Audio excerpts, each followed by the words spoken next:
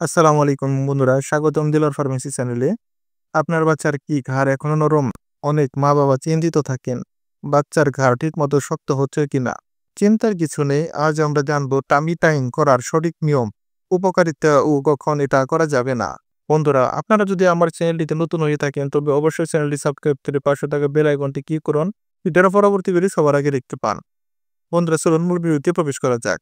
প্রথম 6 মাসে বাচ্চার ঘাড় ও পিঠের মাংসপেশি ধীরে ধীরে শক্ত হয়, এই জন্য দরকার সঠিক ব্যায়াম ও টামি টাইম।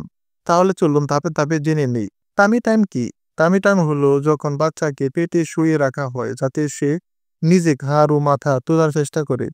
এটি শিশুর বেশি শক্তিশালী করে এবং দ্রুত বসতে ও হাঁটতে সাহায্য করে।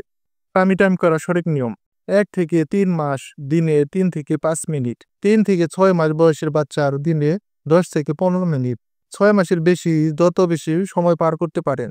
বন্ধুরা, টামি টাইম করার সময় যা খেয়াল রাখতে হবে: বাচ্চাকে নরম ম্যাট বা বিছানা রাখুন। প্রথমে 1-2 মিনিট দিন, ধীরে ধীরে সময় বাড়ান। রঙিন খেলনা বা আয়না সামনে রাখুন যাতে সে তাকিয়ে থাকতে চায়। সবসময় মায়ের নজরদারি রাখুন যেন সে অসুবিধা না পড়ে। টামি টাইমের উপকারিতা কি কি?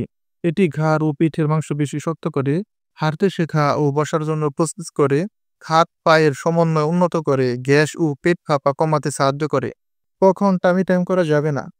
খাওয়ার পর পরই নয়, পেটের চাপ পড়ে বমি হতে পারে, বাচ্চা ক্লান্ত বা ঘুমাতে চাইলে নয়, অস্বস্তি অনুভব করতে পারে। যদি পেটে গ্যাস বা ব্যথা থাকে আগে হালকা মালিশ করুন।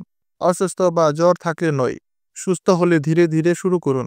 যদি বাচ্চা খুব বেশি কাঁদে ধীরে ধীরে অবস্থা করুন। টামি টাইম করলে বাচ্চা দ্রুত ঘাড় শক্ত করবে, পিঠের মাংসপেশি মজবুত হবে এবং হাঁটার জন্য প্রস্তুত হবে।